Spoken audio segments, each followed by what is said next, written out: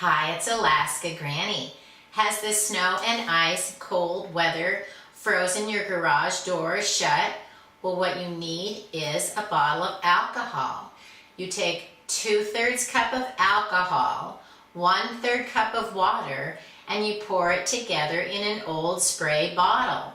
Then spray it along the bottom where your rubber gasket is, and the alcohol will defrost the rubber from the cement. Make sure you label your bottle so no one will be confused what's in it. Try this simple trick to get your garage door unfrozen and stuck. Learn more at alaskagranny.com. Please subscribe to the Alaska Granny channel.